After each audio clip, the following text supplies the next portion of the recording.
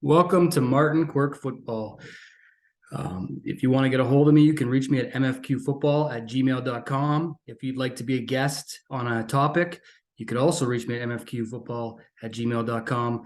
Please subscribe to this channel and pass it along to anybody that you might think is interested. Today, we're going to talk about how to create a defensive playbook. Also, check out how to create an offensive playbook coming this week. One of the things you want to do is you want to keep it short and simple. You really don't want to have a 30-page playbook for your players. First off, they're not going to read it. And second off, you're just wasting your time. You want to keep it short and simple to read. You want to keep it in that 10 to 15 page mark. You want to break it up into sections. So, you want to have your coverages in one section, your blitzes, et cetera, et cetera. You want to know your audience and your age level. You want to know how much detail you can put in there, how specific you need to be with the diagrams and the verbiage. What you're going to put together for a 14-year-old kid versus a 7-year-old kid are going to be completely different. The playbook example that we'll go through on this session will be for 13, 14-year-old bantam kids. Okay. You don't need to put it all in there. Okay. So if you've got 12 formations to run one of your base blitzes out of, just put the base blitz in there, put the different formations that you run out of. And then once you get there in the season, you can draw up something and bring it to practice to show the players. Okay. So don't go into having each play ran out of every formation, every single defensive adjustment that you may see throughout the season. Okay. Keep it simple. You don't want to confuse the players if they're reading the playbook. Okay. A lot of players aren't going to read the playbook. So those that are, you want to encourage them that they're learning. Okay. Make sure you've got titles for everything. And then make sure you've got verbiage with diagrams. Organize it. Okay. Make it like they're reading a book, by chapters, whatnot. Okay. What you want usually in your defensive playbook, you want their base assignment. So if your MAC linebacker is responsible for the strong side A gap, he needs to know that. He should know that by reading the playbook. Okay. His reads, his fits, coverages. What kind of coverages are you going to run on your defense? Okay. Put your basic coverages in there, kind of doll them up, talk about them and how each player aligns to those coverages. Okay. Your line calls. Are you going to stunt? Are you going to see some twists? Are they going to slant? Are they, if you call, are they going A gap, B gap, C gap, depending on what the line is? Blitzes, break it up by pressures, break it up by 3-man pressure, 4-man pressure, 5-man pressure, 6-man pressures. Make it simple. Make it something that they can continue to look at and say, oh, okay, this makes sense. Put your stunts and twists in there. And if you want, you put your goals and philosophies in there. Okay. I've seen coaches make playbook, whether it's offense, defense, or special teams, and they've got 5 pages worth of writing on their goals and philosophy. Okay. Players are not going to read 5 pages worth of your goals and philosophy, nor are you going to be able to continue to teach 5 pages worth of goals and philosophies on the field. Keep it simple. Have 1 or 2 goals as a defensive coordinator. Have 1 or 2 goals as your philosophy, and your philosophy should tie in to the team's philosophy, to the head coach's philosophy. Okay. So make sure that you are working with your team and that and make sure your assistant coaches on the defense, the DB coach or the D-line coach or the linebackers coach or whatnot, they understand what the goals and philosophies are. And you guys are all talking about that if you are going to put goals and philosophies in there. Okay. So these are some keys. Again, the biggest points I can't emphasize enough on creating a playbook is understand the age level you're at. Okay. You're going to want probably more for older ages, but for younger ages, they're not going to understand anything more than probably on this play. My assignment is to blitz the A gap, or my assignment is to stunt the A gap, etc. Okay. And keep the playbook short and simple. Try to put as many plays on one page as possible, because players, again, are not going to read a 50-page playbook. They're not going to read a 30-page playbook, and probably not a 20-page tend to keep my playbooks in between 10 and 15 pages. And I just put the base stuff in there. Anything that we're going to tag, we're going to add on, etc. We're going to do it on the field. Okay.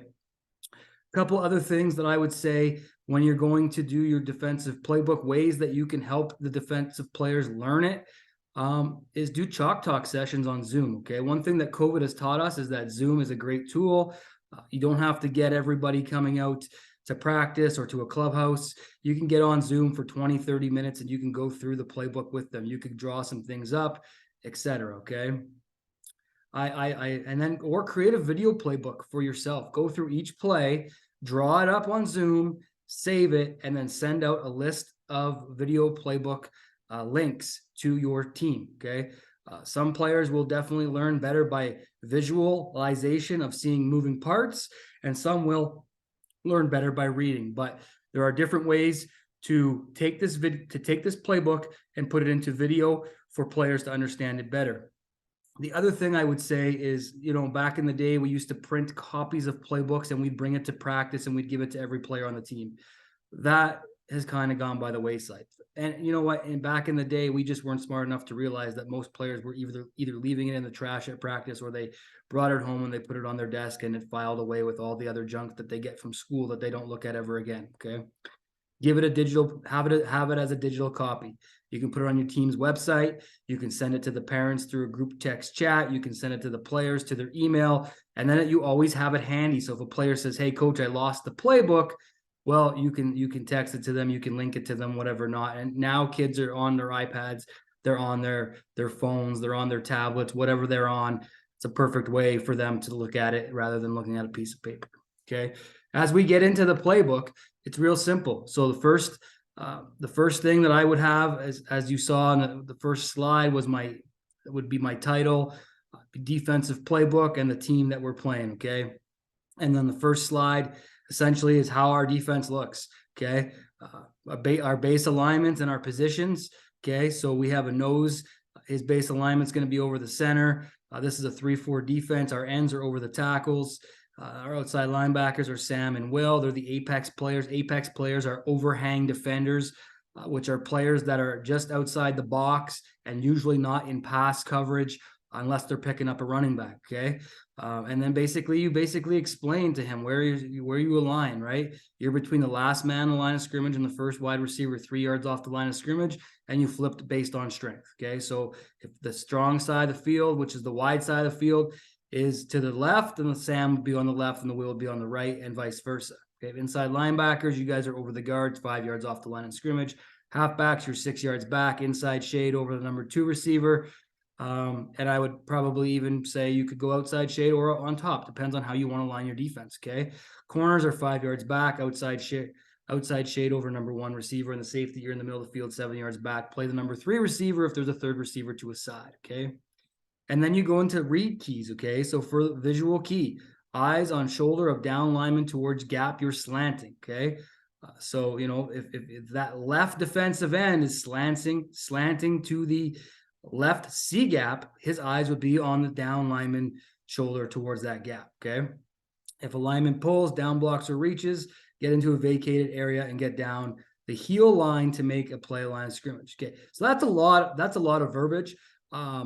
And that's something you're probably going to have to teach on field, but it's good to have that in there. So when they go back to the playbook at some point during the year, it's a reminder for them. Okay. And inside backers, you're reading guards on first step, usually tell you where the ball is going 100%, especially at the youth level. Guards are an easy tell. Okay. Outside backers, you're reading across backfield just in case there's cross backfield. But everybody's got to read. Okay. And then obviously your corners that are in orange, they're playing the wide receivers. And then the halfbacks are playing the slot backs. And then your free safeties, he's going to line up depending on where he's at. Okay. Then you go into some positional information continued. Your run fits, right? Tells you the offensive line where they're going to fit, the outside linebackers, inside linebackers where they're going to fit, the corners and the secondary where they're going to fit. Okay. And you basically kind of show the horseshoe example down there. You try to show them an example on the thing.